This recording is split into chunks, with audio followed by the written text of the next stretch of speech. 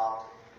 And she didn't know her mother, and she wasn't sure what the story was and why she had been given up for adoption at such an early age. But she was told by her adopted mother that her mother was coming to see her and that she really wanted to talk with her. And she tried to prepare this girl that her mother didn't look very good. There were things wrong with her mother. She was hunched back over, and she was distorted and just really didn't look good at all. Well, the little girl was prepared. She knew she could handle it. And so when her mother got there, oh, she couldn't believe how ugly her mother was. She looked horrible. I mean, she obviously had been burned really bad, and everything was just all scarred up, and she looked ugly. And she just turned away from her and just couldn't look at her. And the mother said, I really wanted to come and talk with you. I wanted to tell you a story about why I look so bad.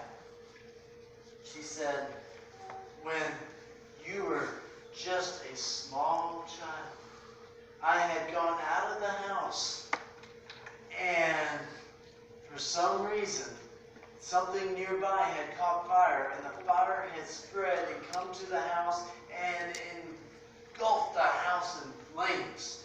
And it was burning really fast. And the wind was up, and already by the time she knew about it, the fire department was there. And she said, my baby is upstairs. And they said, nobody can go inside that building. It's too late. The whole thing is going to collapse. It's going to burn down. But she knew her baby girl was upstairs. She didn't know where she was upstairs. It wasn't just a baby. She was just a small girl. But she knew that she would be upstairs. And so she broke past the firemen, and she raced into the house with flames all around, and she was willing to be burned to death if that's what was necessary, because she wanted to go save her baby girl. She raced up those stairs that were barely still there, and she went looking for her baby girl until she finally found her. And she was in an area where it was a lot of smoke, but no flames had gotten yet. And she took a blanket, wrapped it around the girl, and with her arms holding all of that on, raced back through the fire to bring her baby girl to safety. But then, they lost everything. They lost the house, lost all their stuff. Everything was gone. She was so messed up, she was in the hospital for months, and there's really no one left to take care of her girl. And she had no husband, no other family around, and so she had to give her up for adoption. But she wanted the little girl to know that it wasn't because she didn't love her that she had given her up. She had done it for her own good because she had nothing that she could give her. And she had rather die with her little girl than to see her go up there and die without her being able to help her. How ugly do you think that mother was to that little girl now? She looked at her differently, didn't she? Suddenly she realized, wow, she looks like that so that she could help me live. And she realized her mother had saved her life. And so she got up and she put her arms around her mother.